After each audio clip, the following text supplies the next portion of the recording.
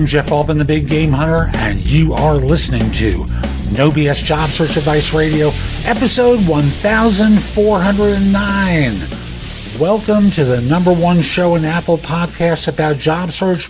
More episodes than any other show by far. And I have the number two show, which I'm bringing to an end at the end of this month, called Job Search Radio. And that has been number two. And frankly, I decided to put it to sleep. You know, it's been a long time I've been doing two shows, and I'm just going to focus on this one. And today's show is about one of those career mistakes that people make much too often. You know, and I'll simply say it's a career mistake too many people make. Hope you find it helpful. Hope it's not you. And if it is, you can correct it.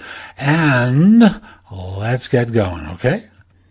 Now, I'm not sure that these are specifically career mistakes. I think they could go into a business category as well. So I'm going to try and cover both. And I'm going to start off with the big one. You made a mistake. You're going to make more mistakes. The real question is how you respond to the mistake. Do you beat yourself up? Do you punish yourself? Do you spend hours and days and weeks fixating on the mistake, or do you try to learn your lessons and move on? I wrestle with this one myself. You know, I'm a guy who has spent a lot of time searching for perfection and not being satisfied with excellence. Maybe you're the same way too. But I think there's a chance to learn and to be kinder to oneself that can come in your career, because you are going to make mistakes.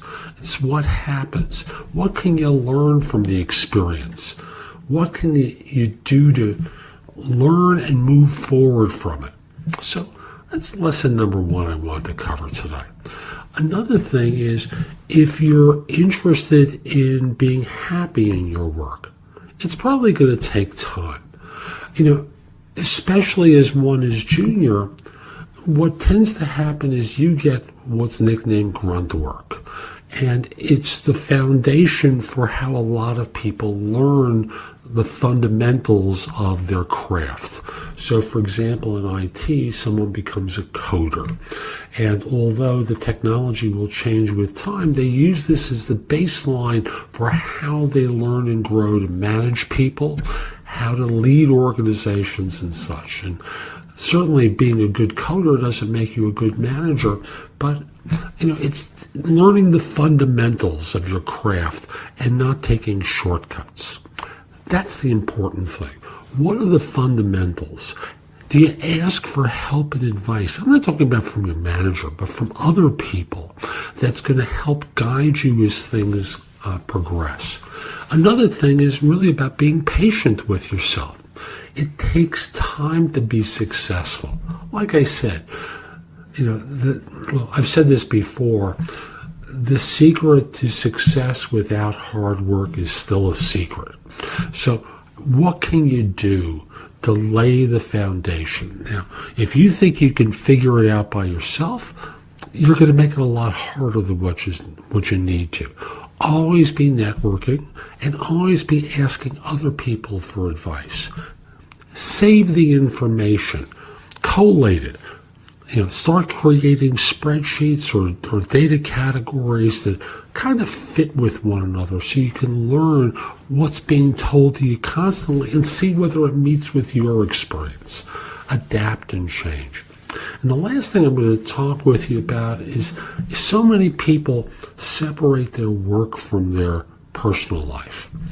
It's harder these days, but I remember an old story from the original owner of the New York Jets, who was trying to decide whether or not to promote someone into a particular role. And he picked one person over another. And the reason he made the choice, as he told the loser in this situation, was that for him, it was a job with all the template of being a job versus the other guy who loved what he did. Your goal is to find work that you love. I don't presume to know what it is, and there are a million ways to find it. But think in terms of your career as being a longer race than just today, even if you're in your 60s, and start laying the foundation, working at it, and finding work that you really love. So that's today's show. I hope you found it helpful, and if you did, here are a few ways to get even more from me. First of all, visit my website, www.thebiggamehunter.us. I have several thousand blog posts there that you can watch, listen to, or read to help you find your next job. If you want the best of my advice, join JobSearchCoachingHQ.com, where I've curated my information with a focus on interviewing. If you have a few questions, contact me through the Magnify app for iOS. That's Magnify with an I at the end, or PrestoExperts.com, where you can call me. Schedule a specific time with me through chat on Magnify or by connecting with me on LinkedIn at linkedin.com/IN/The Big Game Hunter. Once we're connected on LinkedIn, you can message me about coaching you, speaking with me about a resume or LinkedIn profile critique, help with a salary negotiation, my trusted advisor services, as well as scheduling me for Magnify or for PrestoExperts.com. Like you, I don't work for free. You can also take my classes on Skillshare and become a premium member using the link in the show notes and receive 2 months for free instead of just the one that the site offers. Skillshare offers thousands of courses, not just simply mine. It is a great resource in a variety of different areas. Subscribe to my other podcast, which is called Job Search Radio. This one is number 1 in Apple Podcasts. Job Search Radio is number 2. Subscribe to both. You will get great information 7 days a week from this show, 6 days a week from the other. Lastly, I want to encourage you to join my group on Facebook called Career Angles. It's free to the first 500 people who join and is focused on helping you do better at work. Information is shared daily, and we're building a supportive group there to provide advice and counsel during difficult times. Again, the group on Facebook is called Career Angles. I'll be back tomorrow with more. In the meantime, have a great day. Be great!